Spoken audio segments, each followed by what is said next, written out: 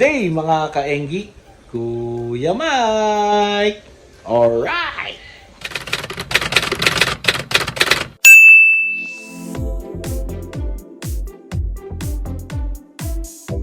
Yun mga kaenggi, no? Kakagaling lang natin ng BMJ Meat Shop, no? At galing tayong palengke. Magluluto tayo ngayon ng super sarap sinigang sa labanos na beef ribs. Alright! So tara, samahan niyo ako. So mga kainggi, ito pala yung ating beef ribs, ano, na binaba ko na kanina bago pumunta ng palengke.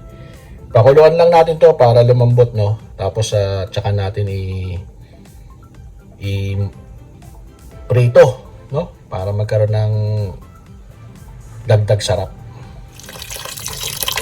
So ito yung ating beef ribs, ano, gasan ko lang, tapos pakuluan na natin to. Alright, yan mga kainggi, no. So pakukuluan lang natin to para lumambot, tapos maya maya i-prepare na natin yung mga sangkap, no. Alright mga kainggi, ito yung mga kailangan natin, no. Siyempre labanos, gabi, pampalapot, no. Dudurugin naman natin yan, no. Kamatis, siling haba, no, bawang, sibuyas, panggisa mamaya, no. Ito labanos rin yan, no. Tapos ayun, ang ating sinigang mix, no. Alright, so, mga kainggi, no. So prepare lang natin yung mga ibang ingredients, no, para habang lumalambot yung ating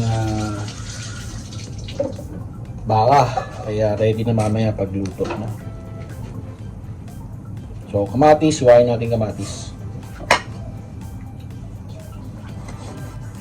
So okay lang to kahit overripe na, no, kasi nga ipang sasangkot siya lang naman natin. Panggigisa, no.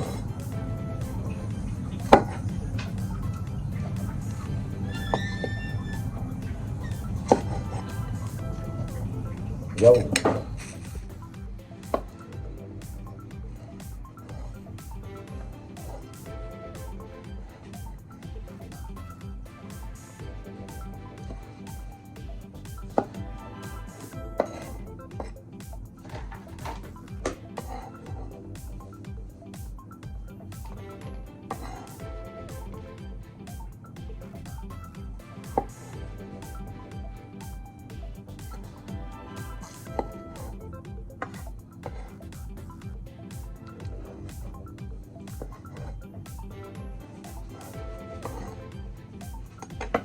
Natin pong sibuyas.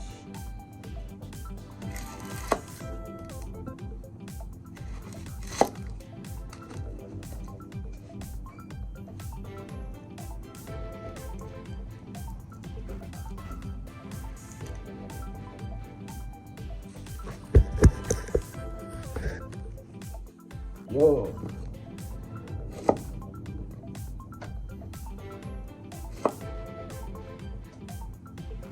Chop lang naman to, no.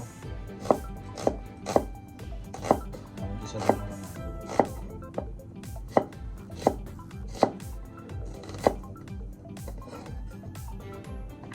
So kahit anong sibuyas gamitin nyo, kahit Tagalog, wala namang problema yun. Tagalog po yung Bombay. Yung Bombay po yung violet.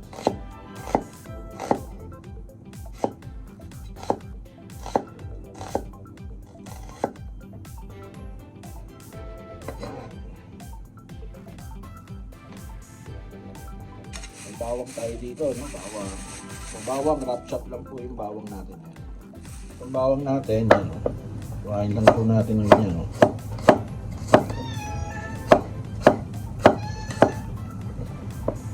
Tapos mamaya i-ano natin. Chop natin. Beans.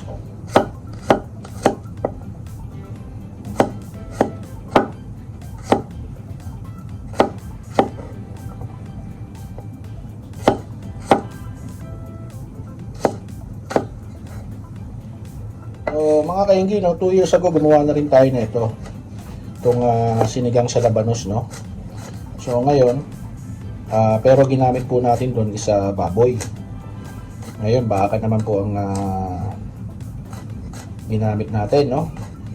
Yung ribs pala, no? Galing po yan kay Kuya JP do sa kanyang tindahan na BMJ Meat Shop, no? So kung gusto niyo po ng mga sariwang baka, baboy, manok, no? Puntahan niyo na po si Kuya JP. Dito yan sa BF Home sa may palengke.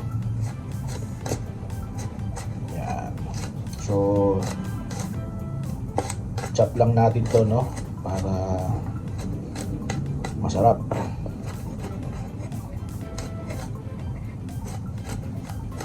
Yan.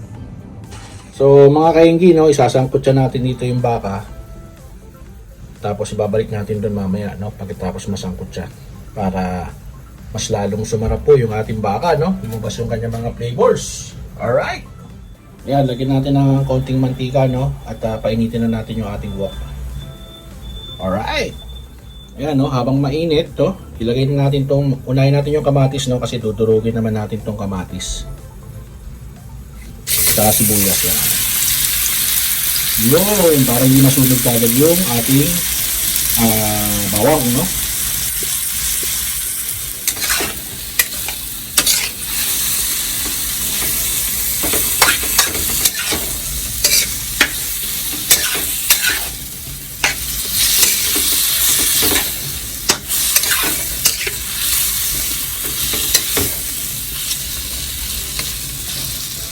So mga kaibigan, hinalo ko na rin yung bawang, ano? Kasi nagsasabaw na yung ating kamatis, no? Tapos next po natin yan, kukunin natin yung baka doon, lalagay natin dito.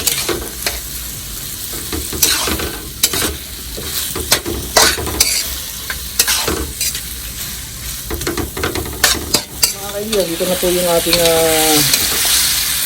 baka, no? Yung ating ribs, no? At i-ano lang natin to, no? Parang i-fry, no? Tapos mamaya itong lahat na yan, isasari natin dito, no? Ayan yung ating broth, no?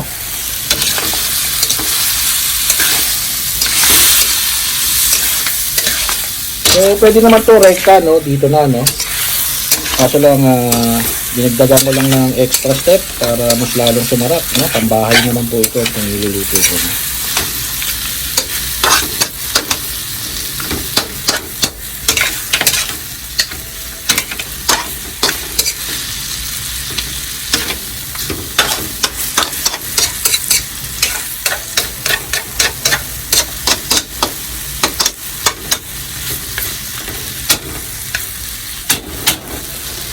Good, mga kaingi, no? So habang balatan naman natin itong ating gabi, no? Para mamaya, dire-diretso na rin tayo ulit, no? Alright, gamit tayo ng peeler para madali. Mapadali ang buhay ng ating pagbabalat.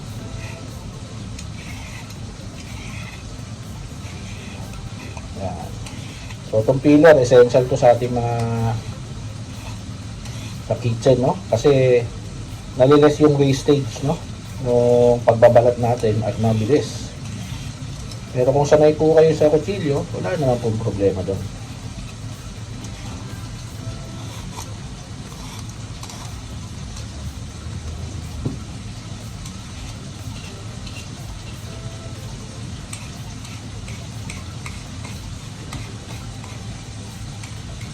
Ayan, no? Ayan, mabilis. So mga kaingi, no? Ito, balik na natin doon para tuloy na natin yung pagpapalambot, no? Ayan, no? Alright. So, nalipat na natin mga kaingi, no? At takpan lang natin. Magbalat naman tayo ng labanos, no? Alright. Yun, no? Bago ko pala takpan, ilalagay ko na rin pala tong gabi para sumabay na sa pagpapalambot at lumapot yung ating sabaw. Yun! Alright. O mga kaigi, ito yung labanos natin, no? So, siyempre, gagamitan pa rin natin yan ng peeler, no?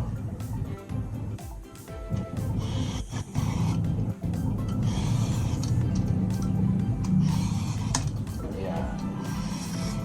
So, balikan ko kayo ulit mga kaigi, no? Pagtsatsapihan natin tong labanos.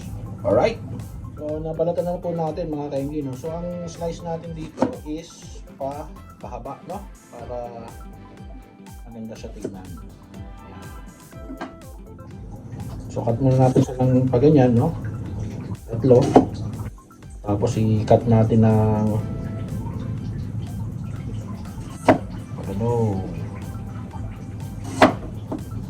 para makat po natin siya ng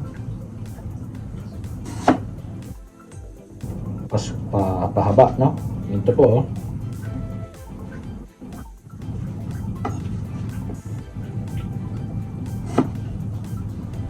Yan.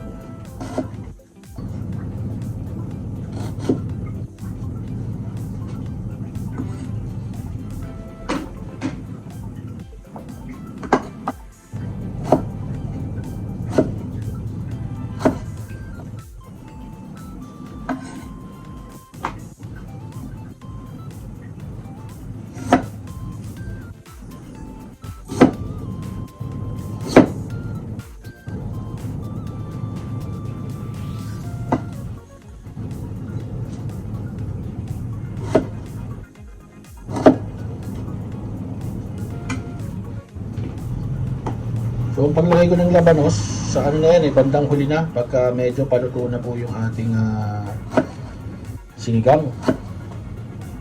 No? Ayan, no? So, ganyan po yan, no? So, mga kainggi, ayan, nahiwa na natin yung ating labanos, ano? At silipin lang natin yung ating pinapalambot na baboy, no? Alright? Baka pala. Yan, no? Haluin lang natin, ano? Mga kainggi. Hininahan ko na po yung apoy niya, ano? Para tuloy-tuloy lang ang pagpapalambot natin dyan, no? Tapos mamaya, pigain natin yung ibang gabi, no? Para lumambot. Alright? Yun, mga kainggi, no? So, hintayin lang natin lumambot yung ating baka. Tapos, bago natin ilagay yung labanos tsaka yung siling green, no? Alright! Habang inihantay natin yan, no? Bumili tayo ng hipon, no? Para sa ating mga alagang arwana. Pakainin muna natin sila. Tara. No? Tapos bumili rin pala tayo ng pellet, no? Para trained naman kumain ng pellet ng mga ating alaga, no? So meron tayong pellet, no? Tapos meron tayo nito. Yan. Yung mga hipon. Alright. So dakot lang tayo dyan. Dakot lang. Ganyan lang. Dakot. Oh. Tapos hulog. Hulog dito. Oh. Yan, no?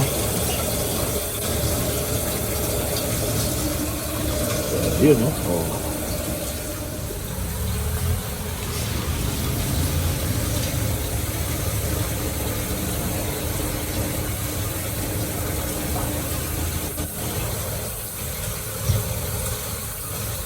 Yun, no? Pakain natin yung ating super red, no? Yun, no?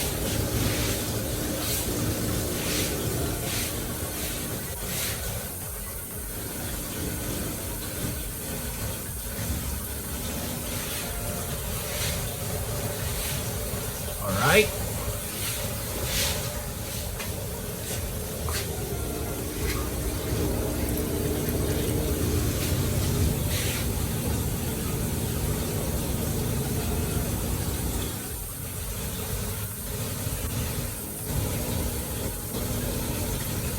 Mga kainggi, no, rekta na po yan, no, kasama po yung balat. Kasi yung balat niyan, nakaka-enhance po ng kulay ng ating mga arwana, no. Yan. Tingnan natin mga kainggi kung malambot na yung ating beef, no. Alright. So mga kainggi, check natin ulit, no. Yun, no. Ito yung baka natin, no. Matigas-tigas pa. Konti pa, no. Kasi mga senior po ang kakain yan, no. Mga kaingi. So, lalagyan natin no, original, no, na sinigang mix, pampaasim. Yan.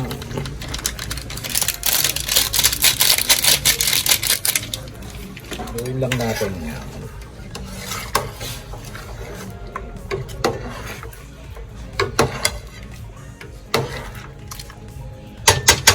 Tapos ilagay na rin natin yung ating labanos para ma-luto na, no?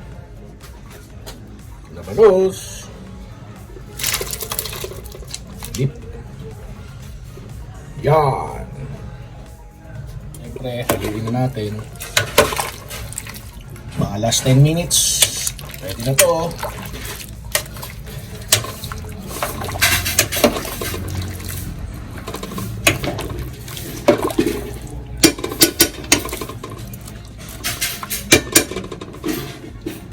Siyempre, hindi kumpleto ang sinigang kung walang siling pang sigang, no? Yan. Alright. Yun, mga kainggi, no? So, nilagay ko na yung labanos, no? Mga 5 minutes. Pwede na natin tikman yung ating sinigang sa labanos. At nilagay na rin natin yung siling labuyo. Siling pang sigang, no? At yung ating pampaasim. Alright.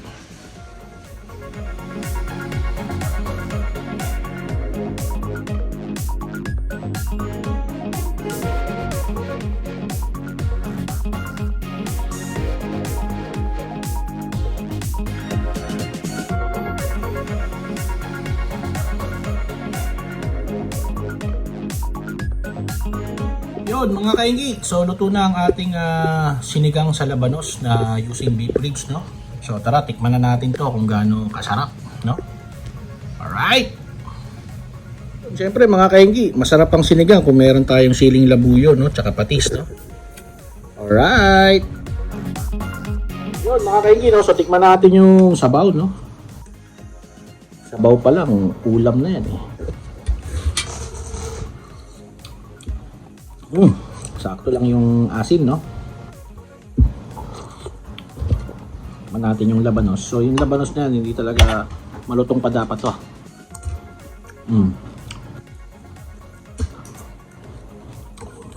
Kasi nilagay natin yan bago maluto. Sarap. Wala tayong rice. Masarap yan, may rice.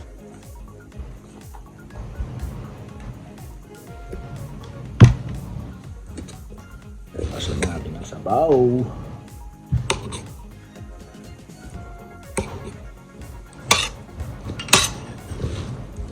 Yan o. Rice tsaka sabaw pa lang yan, mga kainggi.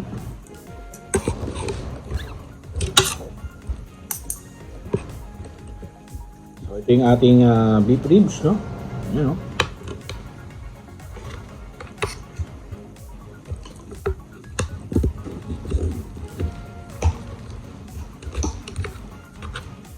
Yan, no?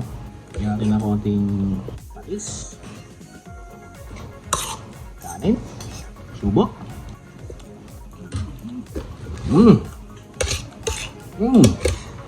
Sarap.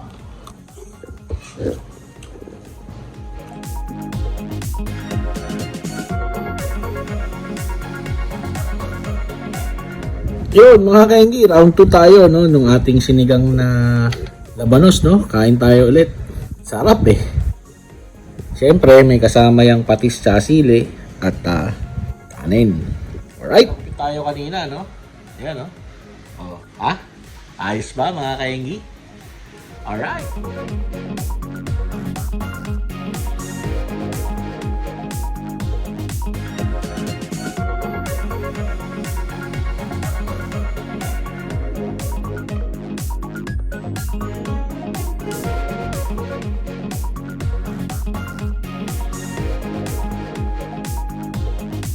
Yun mga kainggi, huling subo, no? Ayan, no? Sarap.